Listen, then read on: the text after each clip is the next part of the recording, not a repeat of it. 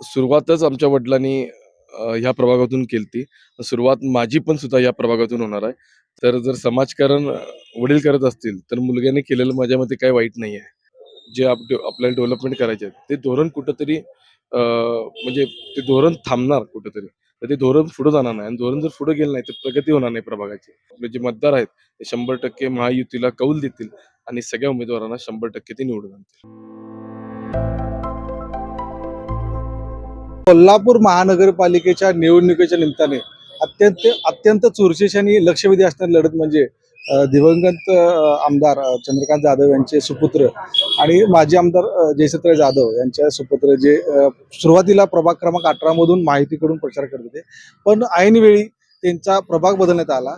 या प्रभाग बदलल्यामुळे त्यांच्या एकंदरीत वातावरण जे आहे शिवसेना माहितीचं आणि इथल्या प्रभागाचं प्रश्न वेगळे झाले, सिच्युएशन वेगळी झाली. नेमकं ह्या प्रश्नाला जाधव साहेब कसे समोर जातात हे पाहणं गरजेचं आहे. सर, लाईव्ह मराठीमध्ये आपलं स्वागत. सुरुवातीला पक्षाकडून आपल्याला 18 नंबर मधून प्रचार करण्यासाठी सूचना दिल्या होत्या आणि ऐन वेळी शेवटच्या क्षणी आपल्याला प्रभाग बदलण्यात आला.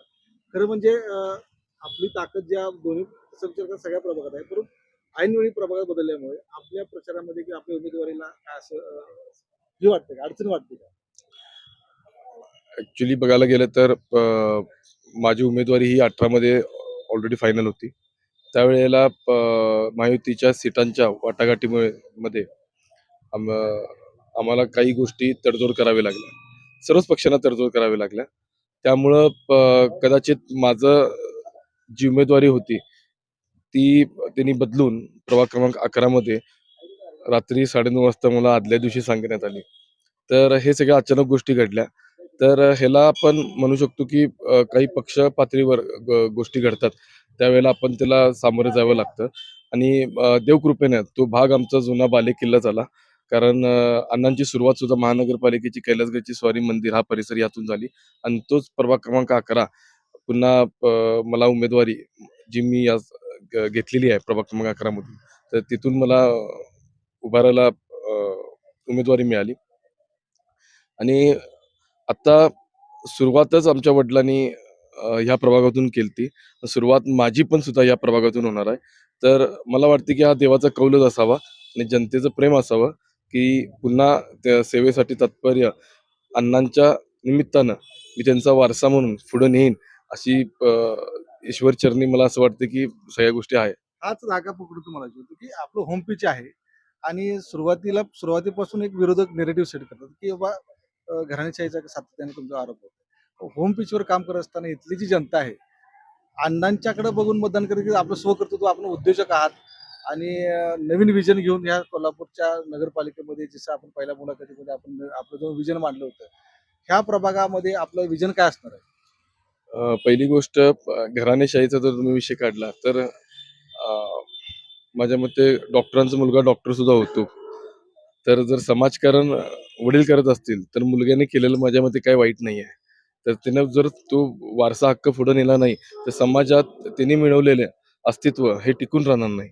त्यासाठी आम्ही या रिंगणात उतरलेलो आहे, की जे अण्णांनी आजपर्यंत काम केलेलं आहे, आमदारने आजपर्यंत जे काम केलेलं आहे, जयश्रीताई आमदार असतील किंवा दिवंगत आमदार चंद्रकांत जाधव असतील, त्यांनी जे समाजकारणाचं बी लावलेलं आहे, ते जे झाड आहे, त्याचं पालन-पोषण जर नाही केलं, तर ते झाड टिकणार नाही. तर या अनुषंगाने आम्ही या रिंगणात उतरलेलो आहे. आम्ही दोघंही भाऊ या रिंगणात उतरलेलो आहे. प्रभाग क्रमांक 11 मधून आणि प्रभाग क्रमांक 13 मधून. माझा भाऊ ओमकार जाधव, ज्यांचे वडील संभाजी जाधव हे 3 टर्म नगरसेवक होते आणि प्रत्येक वेळेला ते वेगवेगळ्या भागातून निवडून होते. त्यांची ओळख म्हणजे कामातूनच होती. म्हणून जाधव कुटुंबीय तात्पर्य कायम समाजसेवेसाठीच आहे. ह्यांनी आजपर्यंत समाजासाठी दिलेलं आहे, देत राहणार. आपण युवा आहेत, विजन नवीन आहे. येणाऱ्या 5 ट्रिलियन म्हणजे भारताची वाटचाल आहे 5 इकॉनॉमीकडे चाललेली आहे. माहिती करून किंवा एनडीए पक्षाकडून भाजप असेल, नरेंद्र मोदी साहेब मध्ये की आपल्याला करायचं तरुणांच्या आता पुढे सत्ता आली पाहिजे, तरुणांनी काहीतरी विजन केलं पाहिजे. एक तरुण नेतृत्व जेव्हा माहिती करून समोर येते 11 मध्ये, काय विचार असं ह्या ह्या प्रभागामध्ये वेगवेगळ्या समस्या आहेत. जुना गावठाणाचा एरिया आहे, नागरी प्रश्न असतील, इथल्या जुने पाणी पुरवठ्याचा विषय असेल, नवीन ड्रेनेज लाईन असेल, बऱ्यापैकी नागरिक जेव्हा आम्ही ग्राउंडवर फिरतो नागरिक सातत्याने मांडत असतात की ह्या गोष्टी झाल्या पाहिजे. आपलं विजन काय असणार आहे? प्रभागात भरपूर अडचणी असतात. आता 4 प्रभाग मिळून एक प्रभाग झालेला आहे. यात आपल्याला 3 तऱ्हेचे क्लास बघायला मिळतील. हा सिटीमधला भाग आहे त्यामुळं इथं जास्त मध्यमवर्गीय वर्ग जो आहे तो खूप आहे. त्याच्यानंतर यात स्लम एरियासुद्धा आहे. काही ठिकाणी आपल्याला प्रीमियम एरिया पण बघायला मिळतील. पण क्रीम क्राउड हा फार कमी प्रमाणात आहे. तर ज्यावेळी आपण मध्यम जिथं क्लास असतो, तिथं सगळं अम्युनिटीज द्यावे लागतात, मूळ सुविधा द्यावी लागते, ज्या आपण आपल्याला गरजेच्या आहेत डेली टू डेली लाईफमध्ये. तर मला असं वाटतं की रोड्स, गटर्स वगैरे हे सगळ्या गोष्टी तर आहेतच. या तर गोष्टी तात्पर्याने महायुती सरकार हे करणारच आहे. आणि ज्या गोष्टी महत्त्वाच्या आहेत, की जसं पाण्याची टंचाई हा जो कॉमन प्रॉब्लेम आहे. पहिली गोष्ट ह्याच्यावर आम्ही सगळ्यात मोठं भार देऊन हे पहिलं काम मिळवणार आहे. हे पहिलं आम्ही काम करणार आहे. आणि हे काम करत असताना अ, येत्या पुढच्या 25 वर्षात कधीही पाण्याची टंचाई न भासणार अशा पद्धतीने ते काम करून आम्ही दाखवणार आहे. हेच विजन आमचं मेन आहे, की सगळे विजन जे आहेत ते अण्णांचे, आमचे, आता नवीन पिढीचे नवीन रीतीने जे आम्ही करणार आहे पुढं, तर ते सगळे विजन एक डिजिटल प्लॅटफॉर्मवर आम्ही आणून ठेवणार आहे. कारण आजचा जमाना जो आहे तो मोबाईल ओपन केल्या आपल्याला सगळ्या गोष्टी बघायला मिळतात. तर प्रभागात सुद्धा अडचणी काय असतील, प्रभाग मोठा असल्यामुळं कसं पोहोचायचं नगरसेवकपर्यंत किंवा नगरसेवक आमचं काम तात्पर्य कसं करेल, त्यासाठी आम्ही डिजिटल ॲप लॉन्च करू. त्या ॲपमध्ये आम्ही सगळ्या गोष्टी तिथं त्यांना कोणत्याही प्रकारचं घरातून अ, न बाहेर पडता सगळ्या गोष्टी तिथं जागेवर कशा मिळतील, सुविधा कशा उपलब्ध होतील हे आम्ही बघू. त्याच्यानंतर बाकीच्या सर्व गोष्टी त्यांच्या ज्या अडचणी असतील, सामोरं जाऊन आम्ही ते तात्पर्याने सोडवायचा प्रयत्न करू. ते प्रभागातील नियोजनबद्ध विकास या ठिकाणी होणे गरजेचं आहे, असं नागरिक सुद्धा स्वतः म्हणत असतात, की अरुंद रस्ते आहेत. आणि सातत्यानं माहितीवर विचारलं जातं, की 100 कोटीचा रस्त्यांचा एक विषयावर सातत्यानं माहितीवर टीका केली जाते. या टीकेकडे आपण कसं बघता आणि हा जो नागरी प्रश्न आहे अरुंद रस्त्यांचा, तिथे काँक्रिटीकरण होण्याचा विषय आहे, गटरीचा विषय आहे, हे येणाऱ्या नगरसेवकाकडून लोकांना अपेक्षित आहे. कशा प्रकारे हा प्रश्न आपण सोडवणार? पहिली गोष्ट निधी हा तर आलेलाच आहे. अ, आणि कामही चालू आहे तातडीने. आणि आता महायुतीचं सरकार असल्यामुळे आपल्याला फंड्सही खूप उपलब्ध झालेले आहेत. पालकमंत्री सुद्धा अग्रेसर काम करायला लागलेत. आमचे आमदार राजेश सागर साहेब सुद्धा अग्रेसर काम करायला लागलेत. तर हे काम करत असताना जो निधी आता त्यांनी आत्तापर्यंत आणलेला आहे, तो भरपूर निधी आणलेला आहे. त्या निधीचं काम सुद्धा चालू आहे. अ, रस्त्याचं म्हणला गेला तर मी म्हणेन की हे सर्व डिपार्टमेंटने मिळून एक कॉमन प्लॅटफॉर्म केला पाहिजे. कारण आपण एकदा रस्ता केला की ड्रेनेजसाठी लाईन ओपन करतो. पुन्हा पाईपलाईन, गॅस पाईपलाईनसाठी रस्ता खोदतो. तर हे न करता टेलिफोनसाठी खोदतो. हे न करता एक कॉमन प्लॅटफॉर्म केला पाहिजे. कॉमन प्लॅटफॉर्म करून, कॉमन मीटिंग करून पहिला कोणती फेज घेतली पाहिजे, की गॅस पाईपलाईनचं, टेलिफोनचं हे इक्वली प्लॅटफॉर्मवर आणून आपण ते रोड्स केले पाहिजेत आणि त्याचं काँक्रिटीकरण केलं पाहिजे, की जेणेकरून इथून पुढे 25 वर्ष त्या रस्त्याला कुठलीही डागडुजी करता कामा नये. फक्त मेंटेनन्स किरकोळ प्रमाणात करता येईल. म्हणजे खड्डामुक्त कोल्हापूर हे जे आहे, हे अशा इक्वल डिपार्टमेंटने येऊन एकत्र काम केलं, तर 100% पूर्ण होतील. शेवटचा प्रश्न, नागरिकांच्याकडून आपण जेव्हा फिरता आपल्या प्रचारासाठी कसा प्रतिसाद मिळतो नागरिकांच्याकडून? काय त्यांचं म्हणणं आहे? कुठेही मी प्रचाराला गेलो, पहिला अण्णांचं नाव घेतलं जातं.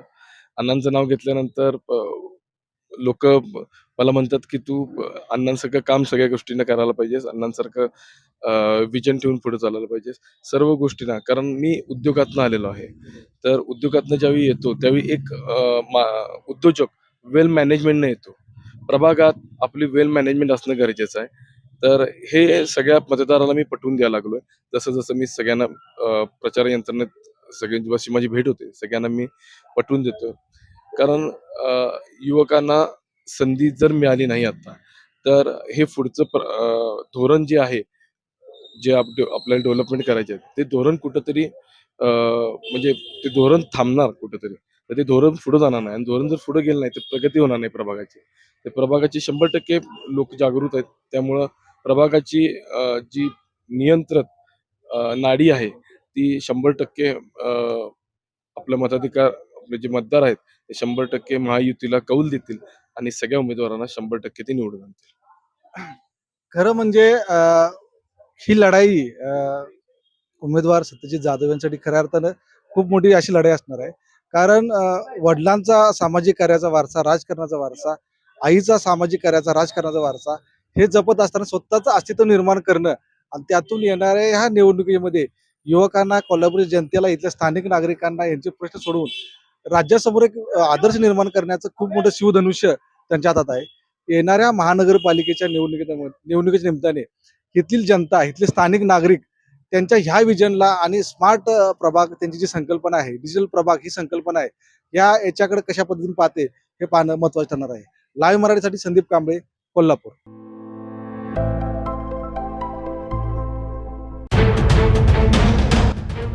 राजकारणातला किंग मेकर, सत्तेच्या सारी पटलावरील वोट कटर, बाजी पलटवणारा गेम चेंजर. पण अखेर या महापालिकेत कोण ठरणार धुरंधर?